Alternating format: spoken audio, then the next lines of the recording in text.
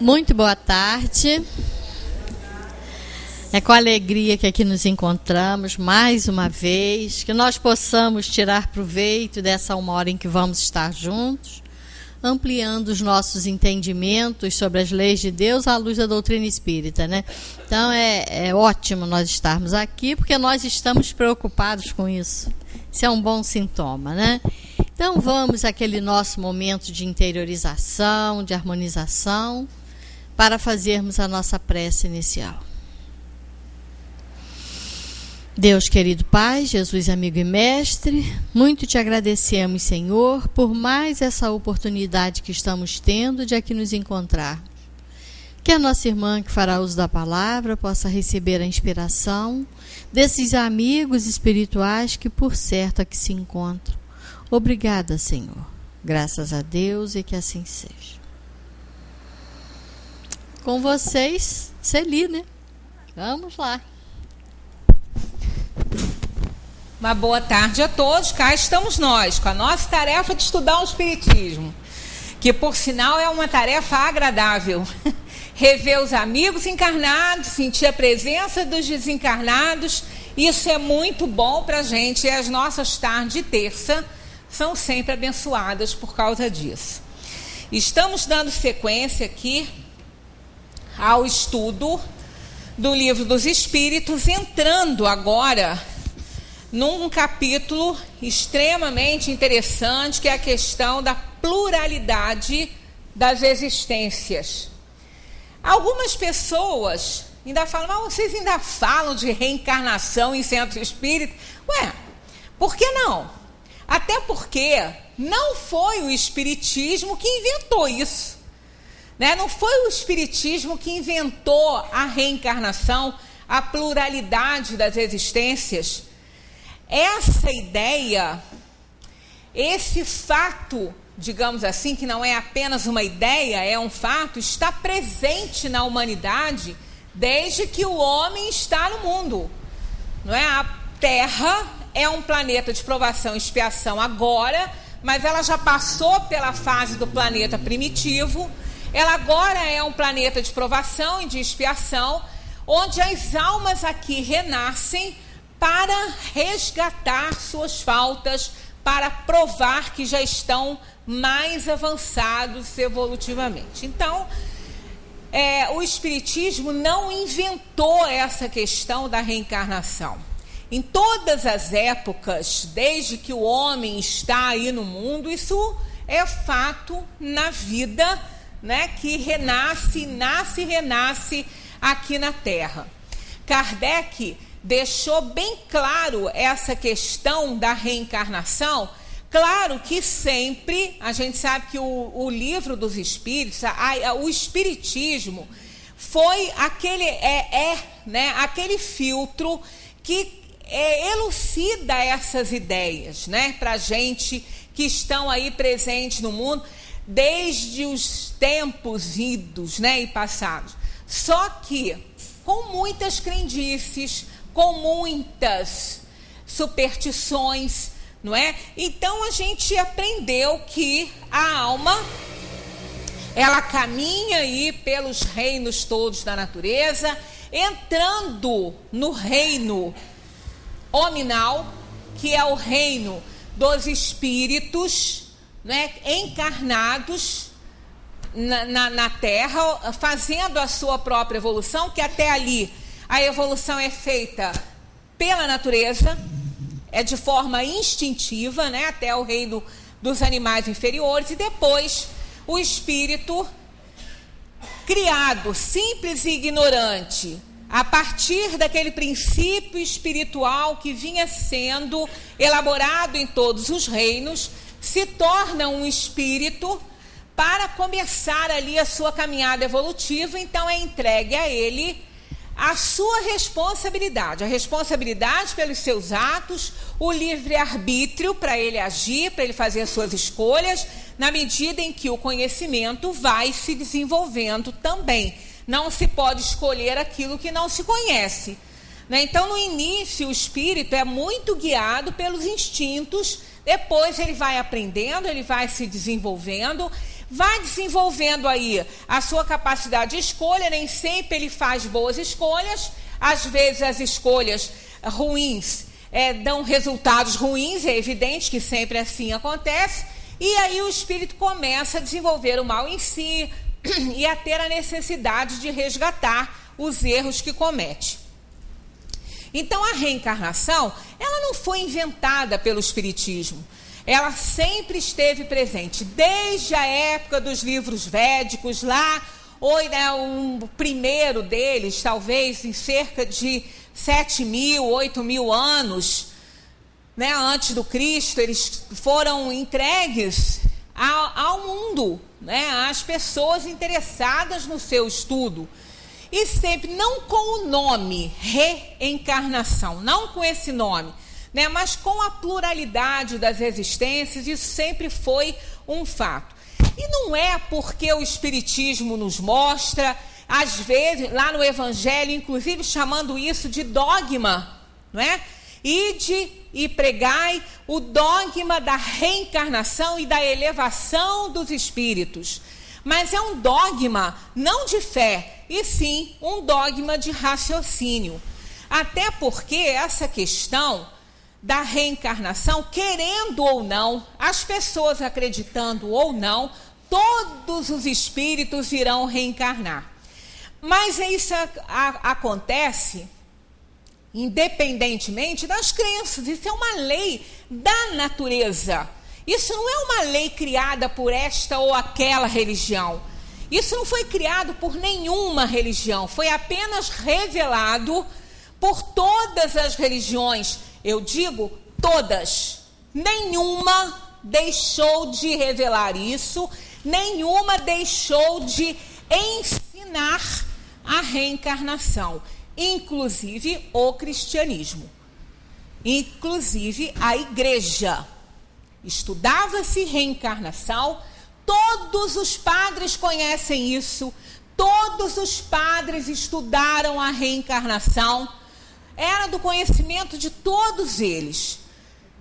A reencarnação foi ensinada na escola de Alexandria, 3 séculos antes dela ser considerada herética, por uma manipulação de Constantino, que não foi nem votado, foi manipulado por ele. Não é? Então isso está na história, quem quiser consultar, pode consultar, que vai encontrar isso na história. Não é? Então o único erro na história é que é dito na história que a reencarnação foi considerada herética no Concílio de Constantinopla, em 555, parece que foi mais ou menos nessa época. Mas não foi bem assim, não foi bem assim. Não foi no Concílio Geral de Constantinopla, foi num sínodo, uns 2 ou 3 anos antes, que foi considerado herética a pré-existência da alma. Não foi nem propriamente a reencarnação. Por uma manipulação de Constantino. Alguns historiadores, eu não estou dizendo que sejam todos, tá? Alguns historiadores e teólogos contam que Constantino casou-se com Teodora, que era uma prostituta. Ela tinha sido prostituta. E era motivo de orgulho para as 500 e tantas prostitutas da época, da sua região, terem uma imperatriz que já tinha um passado assim. Era motivo de orgulho para elas, mas de vergonha para Teodora. Teodora não gostava disso, de ser lembrada, porque isso para ela deveria ficar no passado. Mas acontecia dessa maneira. Elas reverenciavam a imperatriz como uma ex-prostituta. E ela se aborreceu muito com isso.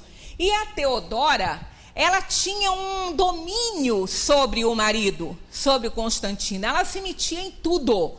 Na parte teológica, na parte da administração, ela era muito possessiva com relação a todas essas coisas. E então ela pediu a Constantino que reunisse autoridades para fazer um sínodo para votar contra a questão da reencarnação, porque ela mandou matar, acho que isso alguns historiadores, eu não estou afirmando que esse fato aconteceu desta forma, mas uma grande quantidade de historiadores diz que sim.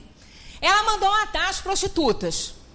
E ela, como todos na época aprendiam sobre reencarnação, conheciam esse fato, começaram a falar que ela ia ter que reencarnar 500 vezes para ser morta, para pagar o que ela tinha mandado fazer com as prostitutas. Então ela achou que deveria ser considerada herética essa questão da reencarnação. Ela não quis mais saber de reencarnação depois disso. Como se fosse possível apagar, né, um fato porque ela não gostava. Então ela influenciou Constantino a fazer um sínodo e considerar herética a pré-existência da alma. Por que não quiseram entrar direto na questão da reencarnação? Porque era mais complicado, era uma crença na época, era um fato na época isso, todos acreditavam e entendiam dessa forma. Então, considerando do sínodo a herética, a pré-existência da alma, claro que isso daria na heresia também da reencarnação. Não havendo pré-existência, não há pós-existência. Isso é lógico, né? Então aconteceu dessa maneira. Ele reuniu, né, as autoridades do local. Esse sínodo foi regional, não foi geral. E essa questão da pré-existência da alma, ela ficou perdida apenas por 3-2, que só tinha 5 votando, né, por 3-2. Então, o que aconteceu ali? Ele reuniu toda aquela documentação.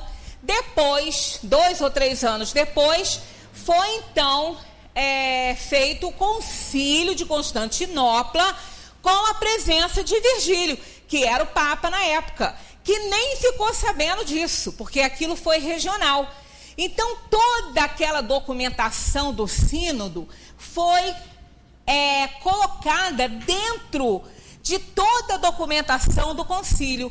O Papa nem ficou sabendo disso, mas ele assinou, né, o Concílio de Constantinopla. E aí ficou inserida essa questão. Então, a igreja em si, ela não é nem responsável pela saída dessa ideia da reencarnação, ela não é nem responsável. Depois que isso estava tudo lá, pronto, lavrado e acabado, ninguém mexeu mais nisso. E então a reencarnação deixou de ser ensinada nas escolas cristãs, né? Nas escolas que estudavam isso. Porque na época, ele inclusive tentou desmoralizar Orígenes, né? Constantino. Ele tentou fazer essa desmoralização, embora Orígenes tenha vivido 3 séculos antes de Constantino. Mas as ideias dele permaneciam, as ideias de Orígenes.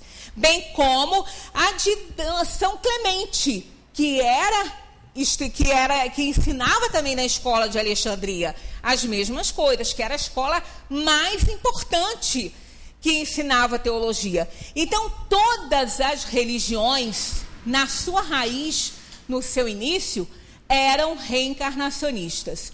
E só ficou o cristianismo depois, considerando isso herético, e o protestantismo. Por quê? O protestantismo teve origem numa dissidência dentro do cristianismo, por parte de Lutero, que, não gostando das indulgências e de outras coisas mais que aconteciam dentro da igreja, ele então fez a separação.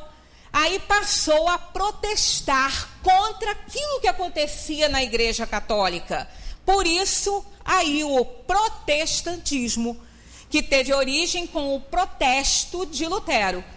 E separou, então, essa igreja entre o cristianismo e o protestantismo. Então, são essas duas hoje que não têm incorporado nos seus ensinamentos atuais a ideia da reencarnação. Então, ela sempre esteve presente, porque ela não foi criada por nenhuma religião.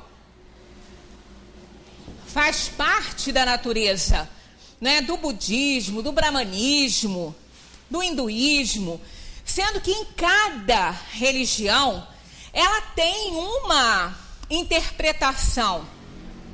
Há quem diga em determinadas religiões orientais que nós temos que reencarnar 7 vezes. Enquanto a gente não reencarnar 7 vezes, a gente não faz a purificação. E o Espiritismo veio mostrar que a reencarnação, o fim, a finalidade dela é a elevação dos espíritos. É o aprimoramento e o aperfeiçoamento dos espíritos. Então não tem data, não tem tempo. Quanto vai demorar para um espírito melhorar, para um espírito se elevar e se aperfeiçoar? Então ele vai, isso aí o Espiritismo filtrou, ele vai demorar tantas quantas vezes forem necessárias para ele se aprimorar. Então não tem um número determinado de reencarnações, né? O espírito, se ele ficar preguiçoso, se ele não der conta das escolhas que ele fez, se ele acumular dívidas, no lugar de resgatar aquelas que ele trouxe para resgatar, porque isso pode acontecer, o espírito ele não vai piorar, ele não vai retrogradar nunca. O progresso alcançado, ele alcançou. Mas ele pode permanecer em algumas reencarnações sem progredir nada. É difícil isso, mas ele pode. Se ele for um espírito preguiçoso, teimoso, ele pode reencarnar, não adquirir progresso e ainda adquirir dívidas para futuras encarnações. Então, esses espíritos assim, mais preguiçosos, eles vão demorar muito mais para chegar à perfeição relativa. Absoluta nunca, porque absoluta só, né? Absoluto só o Pai, né? Só Deus. Então, a perfeição absoluta nós não vamos alcançar, mas nós vamos sempre alcançar a perfeição relativa ao mundo em que nós nos encontrarmos, porque somos imortais, né? Nós não vamos morrer e nós vamos estar sempre aprendendo. Então, o Espiritismo veio filtrar essas ideias errôneas. Outra ideia errada com relação à reencarnação é que na Índia, por exemplo, eu não sei qual é a interpretação atual, moderna, mas acredito que ainda seja assim, porque até bem pouco tempo era, um espírito não pode reencarnar numa casta inferior, numa casta social inferior. Não é? Ele só pode, as castas foram criadas por Brahmani, eles só podem reencarnar em castas superiores. Inclusive tem um filme que ele não é bonito de se ver, não. Parece que ele está mal filmado, ele é escuro, mas a história conta a reencarnação, a lembrança da reencarnação de uma menina de 7 ou 8 anos, que ela começa a lembrar de uma outra vida que ela teve. Ela lembra da família toda, ela lembra do marido que ela tinha, ela lembra do local exato que ela viveu, da casa dela que ela viveu. Ela reencarnou muito rápido. Então aquilo ela trouxe muito forte na lembrança dela. O filme, ele aparece, eu não sei se é Mânica ou Manica, não sei a pronúncia. Márcia, o que é? Mânica. Ele é um filme que conta isso. Então, ela nasceu, ela estava vivendo nessa encarnação com todas essas lembranças, numa colônia de pescadores. E aí começou a gerar um clima, porque dela lembrar de outra encarnação, isso não era problema, que a Índia incorpora a ideia reencarnacionista e todos abraçam essa ideia lá. Só que ela lembrava que a vida passada dela tinha sido numa casta superior. Eles tinham poder aquisitivo, eles tinham dinheiro, eles tinham status social, a casta era superior. Foi aí que o conflito começou a ser gerado, porque ela estava reencarnada numa casta inferior e isso não é um conceito reencarnacionista da Índia. O espírito não evolui, ele não retrograda. E para eles, uma casta inferior seria o espírito piorar, seria o espírito retrogradar. Então isso para eles não existe. Só que o espiritismo veio mostrar que a classe social, o poder, a riqueza, não diminui o espírito.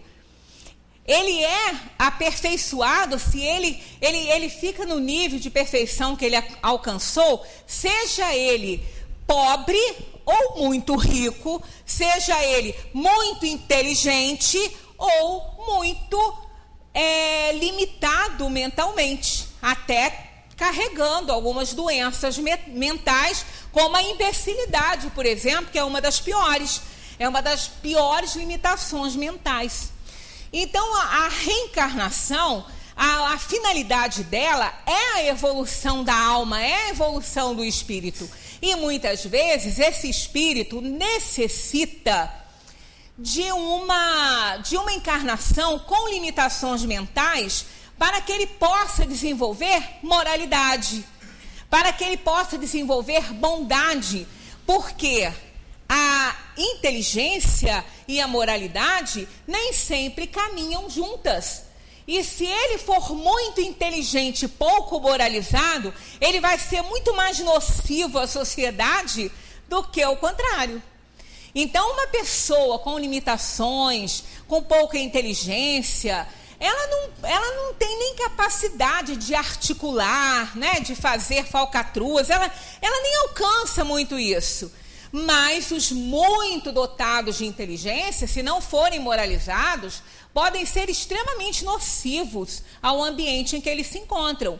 Então, o Espiritismo veio mostrar que uma pessoa simples, uma pessoa com uma mente limitada, não significa pouca evolução. Significa uma restrição momentânea na atual encarnação que ela está vivendo, para que ela possa desenvolver valores que ela ainda não tem. Então, nesse filme, quando ela começa a contar muito, ela fala isso para um padre, que é o padre dessa colônia de pescadores. E ela conta isso e o padre se interessa porque ele aprendeu isso, ele estudou reencarnação. E ele sabia perfeitamente que isso era fato. Aí ele combinou com ela, ele falou, não, eu vou te ajudar, eu vou levar você aonde você diz que você viveu. E chegando lá, eu não vou contar mais nada, porque senão não vai ter graça para quem vai ver. Chegando lá, ela constata, e todos realmente constatam, por uma série de sinais que ela mostra, que foi realmente um fato. Então, na Índia, eu não sei se ainda acontece, mas o sistema de casta ainda existe. Então, provavelmente, eles ainda têm essa ideia quanto à questão da reencarnação. Então, o Espiritismo foi aquele filtro maravilhoso que veio elucidar essas crendices, essas superstições e colocar cada coisa no seu lugar. Ele não inventou, mas ele elucidou e explicou essa questão da reencarnação. Acreditando ou não, vamos todos reencarnar. Às vezes a gente eu converso com algumas pessoas que não são espíritas. Aí ela falou assim, olha, isso aí me cansa só de ouvir você falar. Que eu vou e vou voltar. Que eu vou e vou voltar. Ela falou, eu já estou cansada dessa. Eu não quero ir não. Mas quando eu for, eu não quero voltar. Eu falei, olha minha filha, não tem querer. Não adianta não querer. Ela falou, mesmo porque eu não acredito muito nisso. Eu falei assim, então tá. Você é deísta? Porque eu fico imaginando como as pessoas que são deístas, que acreditam em Deus, podem explicar as coisas que acontecem no mundo pela unicidade da existência. Porque quem é deísta? Eu não acho que a gente tenha que crer ou acreditar em reencarnação. Isso é pouco. Nós temos que entender e compreender esse fato maravilhoso da natureza. Mas eu não consigo entender, independentemente de qualquer religião, que as pessoas, aqueles que são materialistas, estão fora desse raciocínio.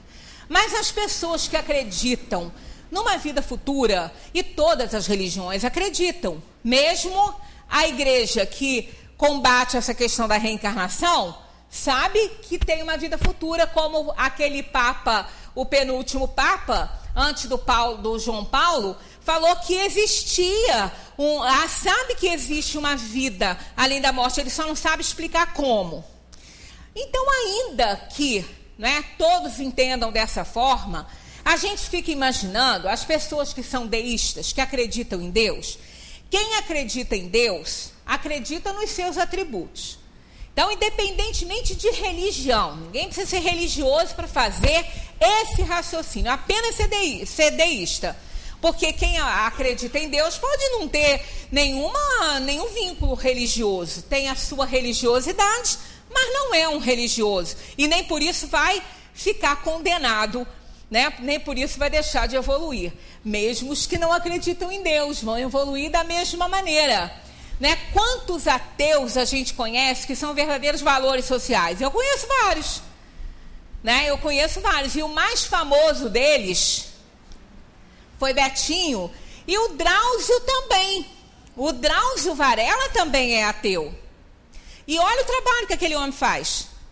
Então, ele é um valor social, é uma pessoa linda. Embora ele tenha lá algumas explicações que a gente não abrace dentro da doutrina espírita, mas é um homem que se preocupa. Ele é um oncologista, trabalhou na penitenciária, ele trata das pessoas, ele se embrenha nesse interior desse Brasil, até a malária ele já pegou, cuidando das pessoas. Ele abraça as pessoas, estejam afiadas ou não, né? Então ele é um homem de valor social e, no entanto, segundo alguns, eu nunca ouvi dele isso, mas parece que ele é ateu.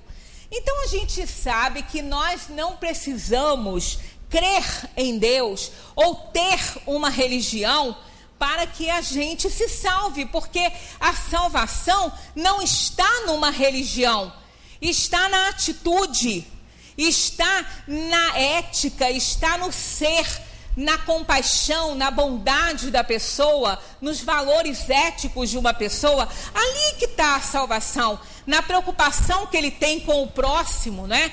Mas tudo bem, vamos aos deístas, porque os ateus e os materialistas não vão para esse raciocínio. Uma pessoa deísta entende que Deus reúne todos aqueles atributos. O maior deles, os três, digamos assim, os três: onipotente, onisciente e onipresente. Os três importantíssimos. Para fechar esses três aí, soberanamente justo e bom. Só esses aí, não precisa nem lá o imaterial, nem nada aqui, só esses já bastam para a gente entender que nós não podemos conciliar Deus e a injustiça, que não podemos conciliar Deus com a falta de oportunidade para as pessoas, porque a desigualdade social que existe no mundo não está de acordo com a justiça divina. Não dá. Ora, quem nasce numa favela dessas que nós temos aí, brasileira, né, com tão poucas oportunidades de vitória na sua vida, com tão poucos recursos, né, no meio da criminalidade, no meio da miséria, porque não existe só isso lá. Isso é a minoria. Quem faz trabalho social em favela sabe disso. é a minoria. A maioria trabalha, a maioria é muito digna, a maioria deles. Mas existe esse foco lá que, de repente, não existe na nossa rua, não existe no centro ali da nossa cidade, não existe dentro da escola dos nossos filhos, mas existe lá, dentro da escola lá que eles frequentam, pessoas que tentam aliciar esses jovens. Isso existe lá. Então, como conciliar esse soberanamente justo e bom com aquela criança que nasce lá e aquela que nasce nas nossas casas? Eu não vou nem citar o que nasceu lá na Inglaterra com toda a pompa, não. O filho do William, não. Eu vou citar aqueles que nascem na nossa família, que não é nobre, não tem riqueza, mas tem atenção, tem uma boa escola, tem uma família cuidando deles, educando, dando valores, né? Então, aonde que estaria a justiça desse Deus com esses filhos dele, porque são todos filhos de Deus, pela ideia desse Deus que nós conhecemos e aprendemos? Por que ele, então, colocou uma parte dos seus filhos num local assim tão perigoso, tão cheio de problemas, e outra parte em famílias tão amorosas, tão atenciosas, né? Tão providas? E aí? Isso já é uma coisa, né? Agora, outros raciocínios para a anulação da ideia da unicidade da existência.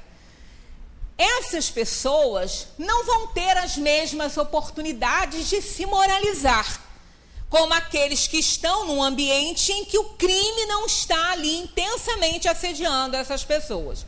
Então, pode ser que algumas daquelas crianças, daqueles jovens ou até mesmo daqueles adultos não possam desenvolver uma moralidade porque não tem ambiente para isso, não tem condições para isso, enquanto que os nossos têm, né? Fora isso, as pessoas que têm oportunidade de dezenas de anos de vida na Terra e outros que morrem ao nascer, outros que morrem tempos depois, né? Alguns meses depois de nascer, morrem crianças, aquela família que tem, não é, aquele idoso que está há anos e anos e anos ali numa cama, que não fala, está vegetando, e morre o jovem daquela casa. Como se entende isso? Como se concebe essa justiça divina? Não é? Aquela criança que está dentro de uma creche e ela recebe um tiro de uma bala que se diz perdida, né? Que no mundo é bala perdida, dentro do espiritismo ela tem nome e endereço, mas pelo mundo ela não tem, né? É uma bala perdida. Ora, vamos imaginar, estamos numa praça pública, tem um playgroundzinho, estamos ali com as crianças, levando as crianças para brincar, estão jogando bola, estão brincando, de repente chuta uma bola, a bola vai rolando para a rua. Alguém vê, ou alguns veem. Quem está vendo isso vai fazer o quê? Vai ficar parado esperando o carro pegar a criança? Vai sair em disparada, vai gritar, vai pedir socorro. E se puder salvar, salva. E se não puder salvar, morre para salvar. Porque na hora ninguém pensa que vai morrer. Na hora a pessoa pensa que vai conseguir empurrar a criança e vai viver. Eu não sei se vocês viram no noticiário, eu vi ontem na internet, um cão-guia que morreu para salvar o filho daquele que ele era guia. O homem estava levando o filho para a escola e ele é cego. E ele estava com o cão-guia. Num sinal, o cão deu ele deu a ideia para seguir, porque ele é treinado para isso. Só que o carro não parou. Ele não tinha ideia que o carro não ia parar. Ele não foi treinado para imaginar se alguém vai ou não avançar um sinal.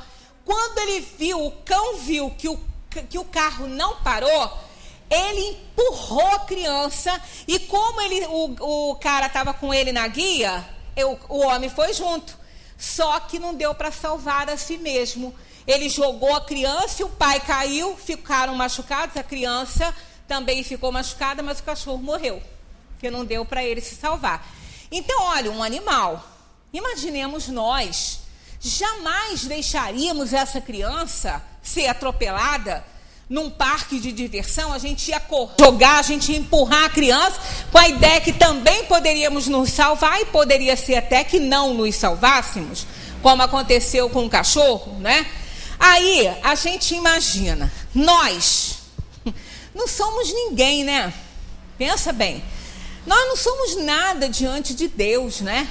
A nossa bondade, a nossa moralidade, nossa compaixão passam longe, né, disso aí, da perfeição divina. Se nós não deixaríamos aquela criança morrer, se tivesse no nosso alcance salvar, se Deus é onipotente, onisciente e onipresente, Ele pode tudo, Ele vê tudo, Ele está em todos os lugares, por que Ele deixa uma criança morrer com uma bala perdida dentro de uma creche? Por que Ele deixa o outro morrer deitado na sua cama, dentro da sua casa, dormindo, como aconteceu com aquele casarré? Então, por que Ele deixa isso acontecer? Tem que ter uma razão. Então, se não houver a pluralidade de vidas, para que as pessoas tenham oportunidade de fazer aquilo que elas não fizeram agora, de resgatar os seus erros, os seus deslizes do passado, não dá para conciliar Deus com tudo isso. Então, conciliar Deus com a unicidade de existência não dá. De jeito nenhum, não dá. Não é porque Deus não seria justo dar dezenas de anos a alguém para viver na terra e bem, e tirar a vida de outros, ou permitir que alguém tire de uma criança com apenas 5 anos, 2 anos, né? Uma criança que pega uma doença terrível e morre cedinho. Que justiça é essa? Como que esse ser que tudo pode, que tudo vê, não é, que tudo tem poder para tudo, deixar essas coisas acontecerem? Aí não tem religião para nos induzir a esse raciocínio, não precisa.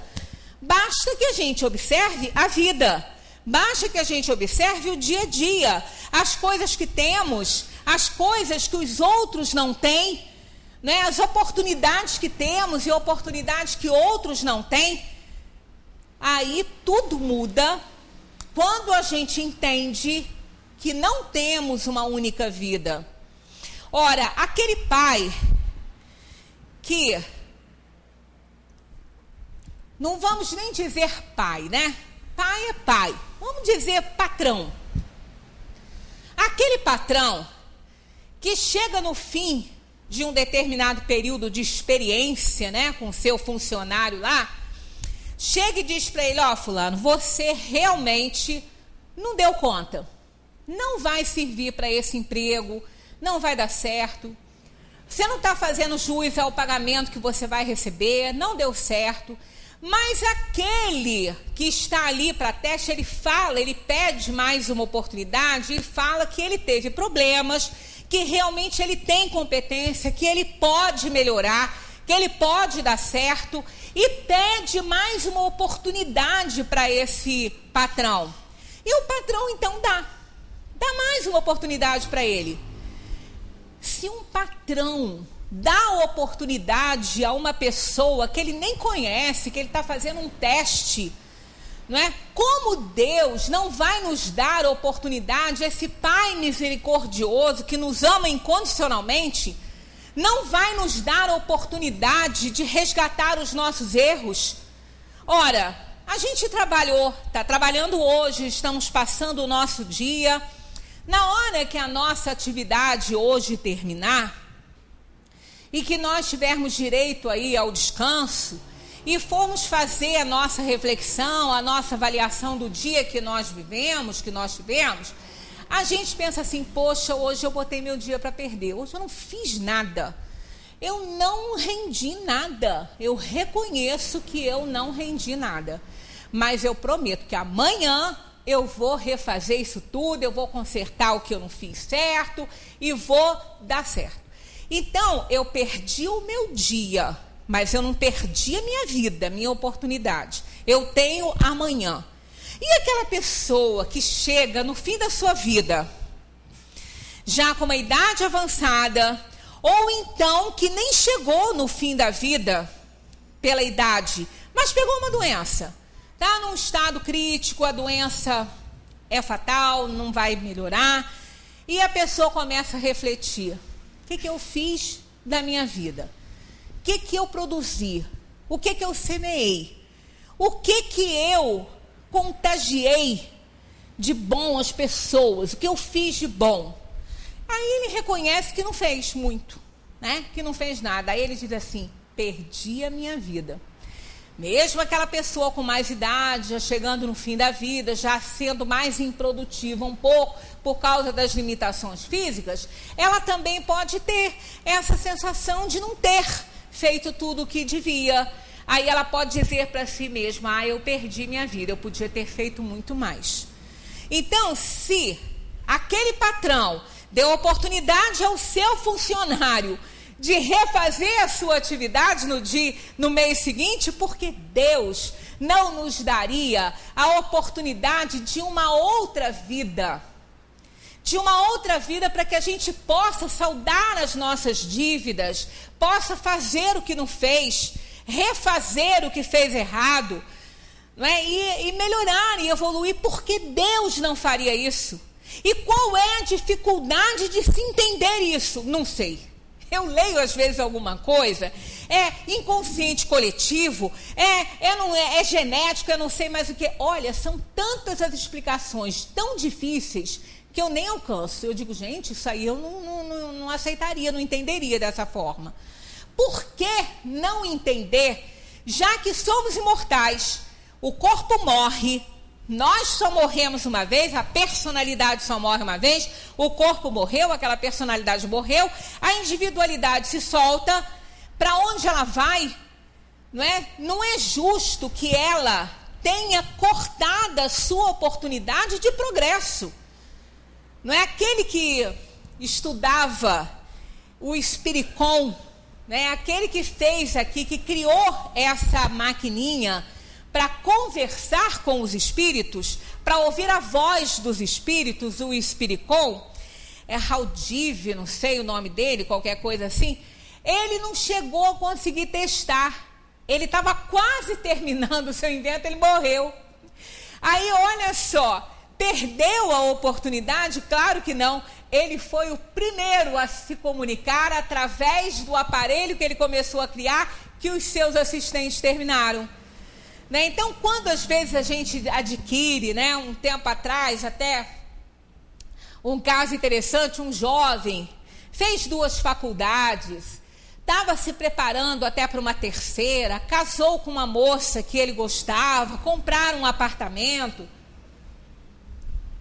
estavam em pleno desenvolvimento, quando eles já estavam bem, que eles iam usufruir de tudo aquilo que eles conquistaram. Ele apanhou um tumor na cabeça e morreu em 15 dias. Foi, assim, uma situação terrível para as pessoas, para os amigos, para os familiares, porque ninguém entendeu. Como Deus permite uma coisa dessa? O rapaz nunca foi um rapaz boêmio, nunca foi um rapaz de criar problema, de buscar doença para ele, nada disso. Um rapaz disciplinado, regrado,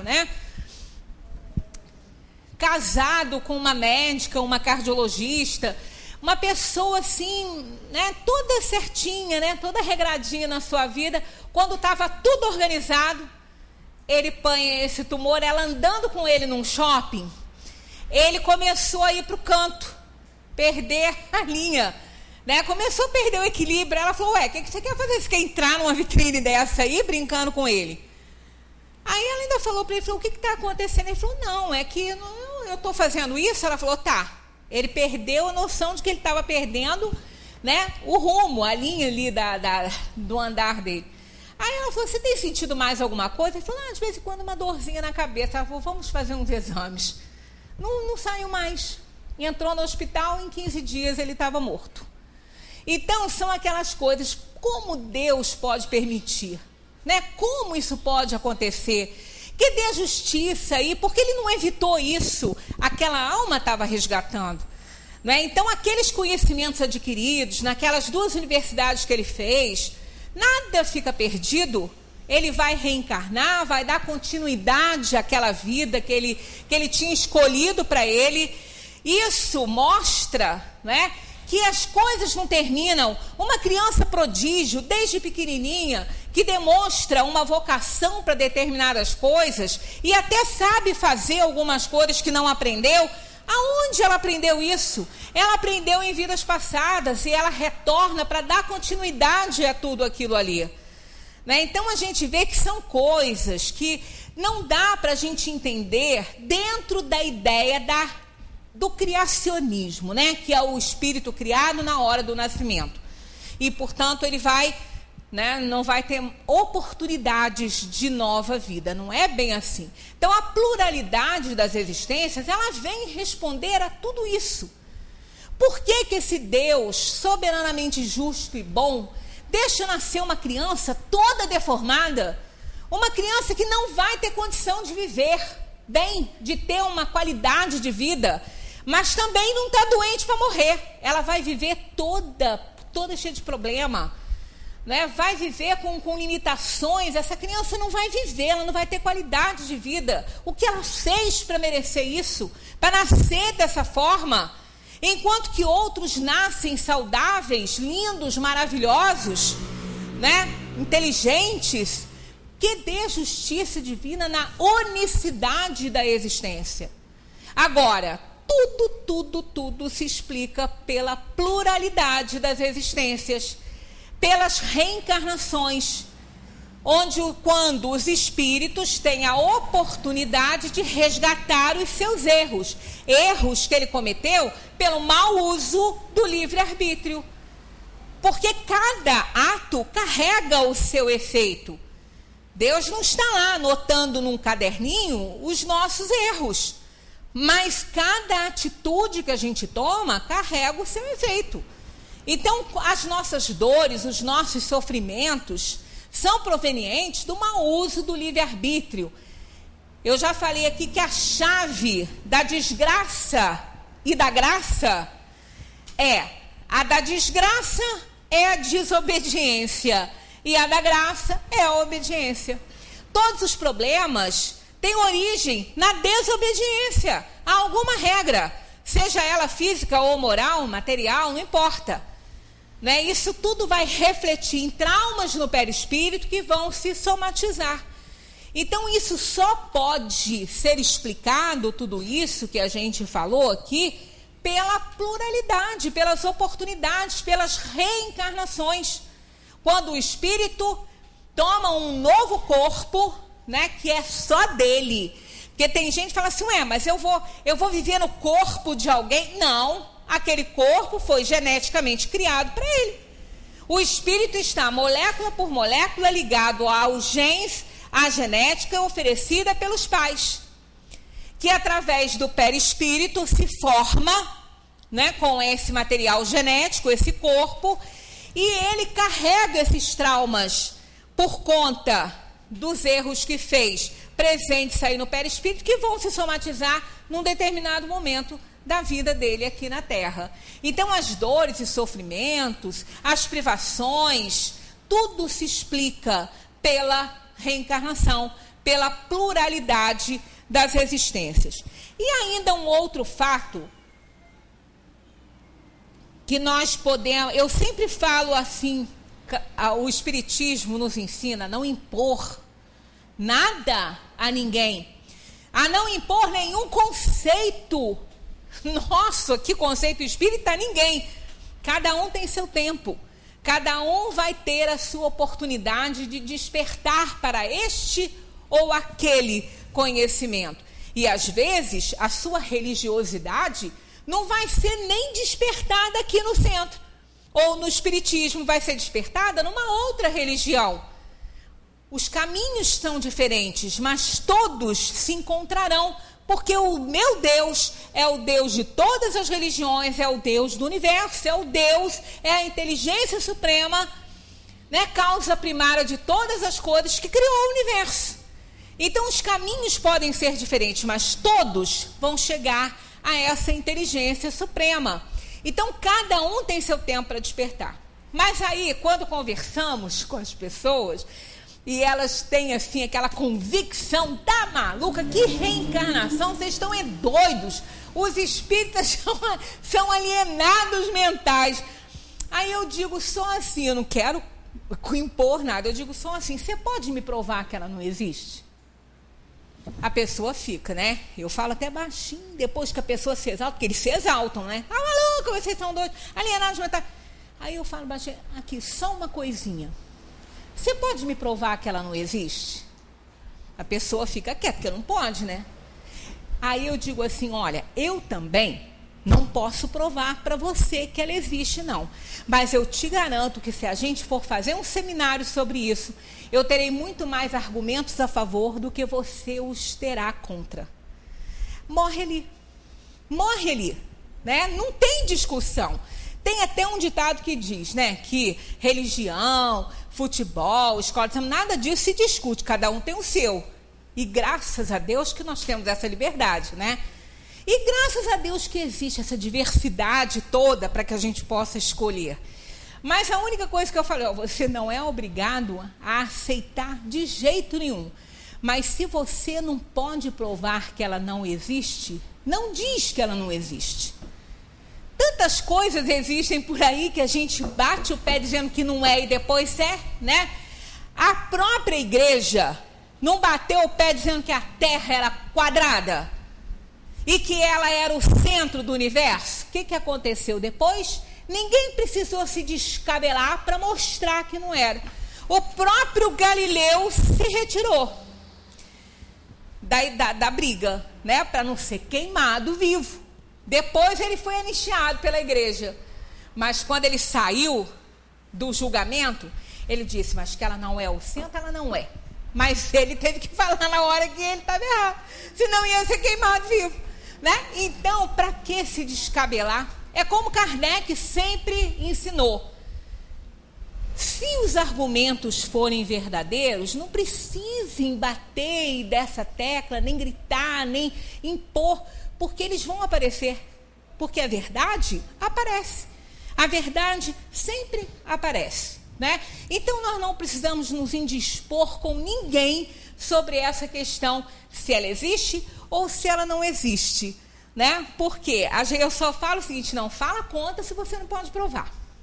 Porque eu tenho argumentos que, olha só, o professor Hernani Guimarães Andrade, ele escreveu um livro onde ele relata alguns casos, eu não sei se são 8 ou 12 casos aqui no Brasil, de reencarnação comprovada. Ah, mas como comprovada? Bem, comprovada dentro dos conceitos espíritas, né? E não dentro dos conceitos de inconsciente coletivo, genética, não é ali. São pessoas que lembram de vidas passadas e ainda existe tempo, porque reencarnaram cedo, como esse caso dessa menina, Mônica, e lembram da vida que tiveram, lembram da família, do lugar que viveram, e começam a demonstrar através de atitudes, e inclusive ele tem um caso de uma criança que falava italiano, usava termos italianos quando era pequenininho, e que a família ficava assim, gente, onde essa criança aprendeu isso? Nós não temos ninguém, nem conhecido, nem ninguém, e ela dava alguns nomes, né, em italiano. E depois ela começou a falar sobre a vida passada dela, e foram verificar em registros aquela criança, aquela pessoa, né, que ela diz ter sido, existiu na mesma cidade que ela conta, né? Então são casos comprovados dessa forma. Ele escreveu esse livro, né, Reencarnação no Brasil, e esses casos são comprovados.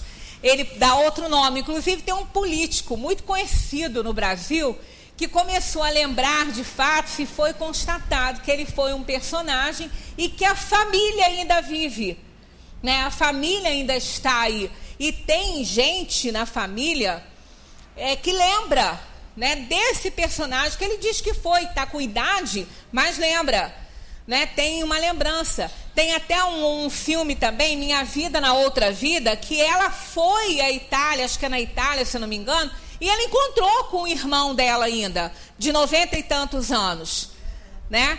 Então, esses são casos que comprovam, porque ela lembra de detalhes. Esse Mônica, então, se vocês pegarem para assistir, vocês vão gostar, porque ela lembra de detalhes e ela mostra, né, lá na casa.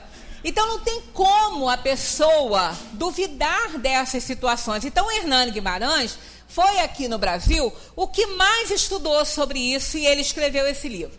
Agora, o mais famoso de todos é o professor I.N. Stevenson. É um psiquiatra, ele trabalha na Faculdade da Virgínia, né? Ele dá aulas, ele é professor também, e ele catalogou no mundo inteiro. Eu até ia procurar para ver se ele ainda está encarnado. Acredito que sim, eu não tenho certeza. O Hernani Guimarães já partiu, né? Já desencarnou. Mas o I.N. Stevenson, eu não sei. Ele catalogou 2.000 casos no mundo todo. Ele viajava para todos os lugares com a sua equipe. Então, onde tinha algum caso em que a criança lembrava de alguma coisa, ele estudava. Encontrou muitas fraudes? Encontrou. Assim como o Hernani também encontrou muitas fraudes, né, de pessoas que estudavam para dizer isso, né, que memorizavam. Ele encontrou muita fraude. Mas esses 2.000 casos catalogados por ele, no mundo todo, com provas de registros na Terra, né? Então, são casos comprovados. Então, esse professor, ele diz que ele não tem a menor dúvida que a reencarnação, a ideia da reencarnação, não vai demorar muito para ela ser abraçada pela ciência. E vai ser um alívio dentro do meio científico, que vai explicar muitas coisas. Quando eu falei aqui, quando estávamos falando sobre perispírito, que eu citei aquela questão dos genes, da contagem dos genes, né, que o Dr. Laércio, ele fala sobre isso, ele fala que ele não tem a menor dúvida que a ciência está muito perto de incorporar a existência do espírito e provar, justamente por essa questão.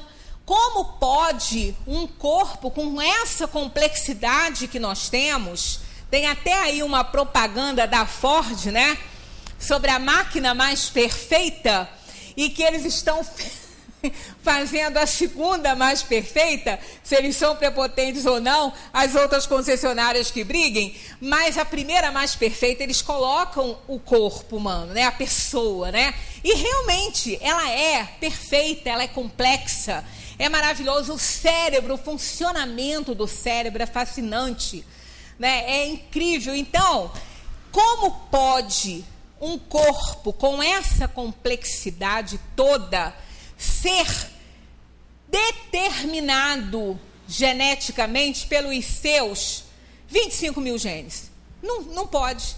Não tem como. A ciência não explica, né? E um pé de milho tem 30.000. E uma ameba tem 19.000. E o corpo humano tem 25.000. Então, não há uma explicação para isso. E a ciência quer explicações. A ciência quer prova, ela quer poder explicar. Então, ele diz, eu fico calma, porque eu tenho certeza que não vai demorar muito, porque está dando um nó no determinismo genético, né? Que diz que a organização física ela é determinada por esses genes, né? Então, não tem como 25.000 genes determinarem essa complexidade. Então, evidentemente que tem que haver algo além disso, algo por trás disso, determinando, ativando ou desativando genes para esta ou aquela doença, né? Casos de gêmeos, clones mesmo, gêmeos. Um geneticamente idênticos, um tem problemas seríssimos genéticos e o outro não tem. Como explicar? A ciência nunca conseguiu explicar isso. Como nunca conseguiu explicar as marcas de nascença dessas pessoas que lembram a reencarnação passada.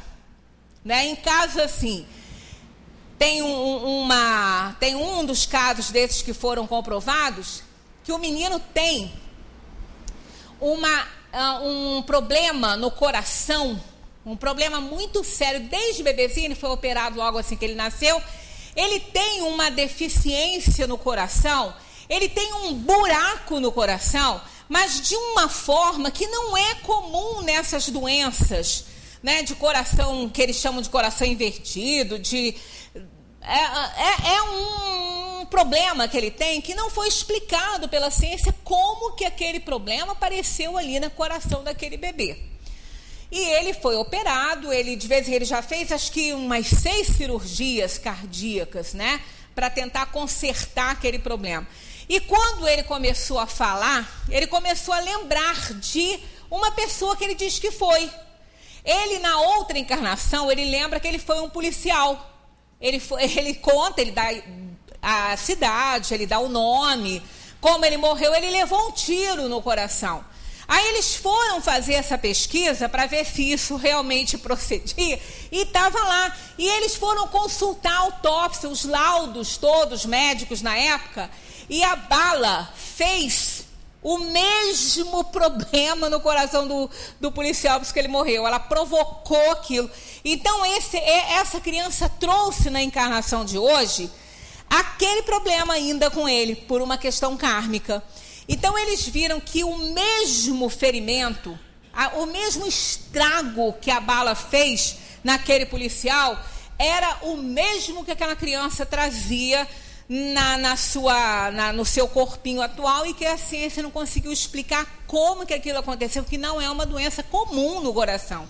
Não acontece aquilo ali, né? E outros casos de cicatrizes e marcas no corpo atual, e quando a criança começa a se desenvolver, ela começa a lembrar, e aquela marca, aquela cicatriz que ela traz, foi a maneira como ela morreu, como o corpo dela morreu na outra encarnação. Ela trouxe aquele trauma no perispírito, e por ocasião da organização do corpo físico pelo material genético dos pais, o espírito talvez inconscientemente imprimiu aquilo ali no corpo físico. Então aparece. Eles não sabem explicar, a ciência não explica essas marcas que aparecem no corpo e que são lembranças. Depois a pessoa lembra que aquilo ali foi uma cicatriz de como ele morreu no passado.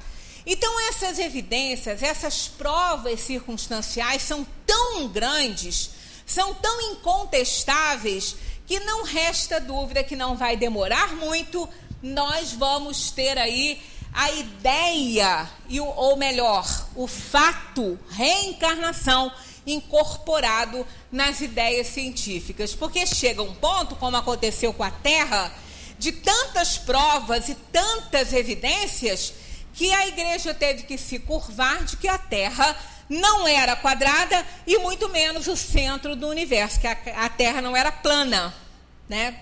E muito menos o centro do universo, que ela era apenas um planeta, e quem era o centro, no caso ali, era o Sol, e que ela girava em torno do Sol, e não o Sol em torno dela. Então são evidências que vão acontecendo porque são verdades. E verdades da natureza, verdades universais, queiramos ou não, elas vão se evidenciar agora ou daqui a pouco. Muita paz para todos. Tem muita coisa sobre reencarnação ainda para a gente falar. Tá vendo como é que falar de reencarnação em centro espírita não é chover no molhado? Tem sempre alguma coisa para mostrar? Com certeza. Muita paz para todos. E não adianta a gente achar, mas eu não quero reencarnar, não. Eu já falei que eu quero reencarnar, brinco, que eu quero reencarnar em corpo masculino. Porque eu acho que os homens levam muitas vantagens sobre as mulheres, né? Muitas. Eu já falei que eu não consigo relacionar nenhuma vantagem que a mulher tenha sobre o homem, né? A não ser a maternidade, que realmente eu não compensa todas as outras, né? Que é a grande bênção. Mas olha, os homens participam muito bem disso aí também, né? Então, muita paz para todos, queiramos ou não, estaremos reencarnados, né? Nas próximas oportunidades de evolução e aperfeiçoamento. Muita paz para todos.